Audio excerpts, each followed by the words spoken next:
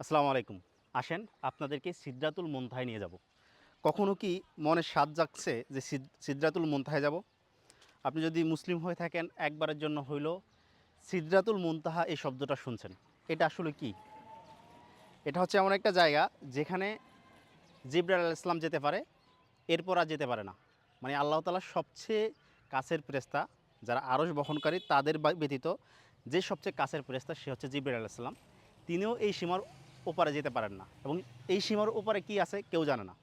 সিদরাতুল মুনতাহা, সিদরাতুল শব্দের অর্থ হচ্ছে বড়ই গাছ সদৃশ। এই যে বড়ই গাছ, মানে আমাদের যে প্রথম আসমান আছে, দ্বিতীয় আসমান আছে, তৃতীয় আসমান আছে, চতুর্থ আসমান আছে, এভাবে সপ্তম আসমান আছে।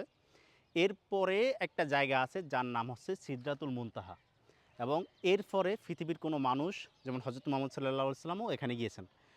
মানে মেরাজে গিয়েছেন রাসূল সাল্লাল্লাহু আলাইহি ওয়াসাল্লাম সিদরাতুল মুনতাহা পর্যন্ত। এরপরে কেউই নাকি যেতে পারে না এবং এরপর কি আছে কেউই জানে না, শুধু একমাত্র আল্লাহ জানে। এরপর অনেক উপরে আল্লাহ তাআলার মহান আরশ। তো সিদরাতুল মুনতাহা হচ্ছে একটা জায়গা যেখানে একটা বড়ই গাছ আছে বা বড়ই সদৃশ একটা গাছ আছে।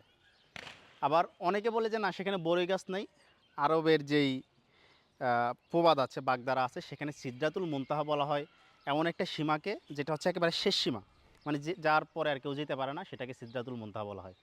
তো এটা হচ্ছে বড়ই গাছ, যখনই বড়ই গাছ দেখি আমি সিদরাতুল মুনতাহার কথা মনে পড়ে যায়।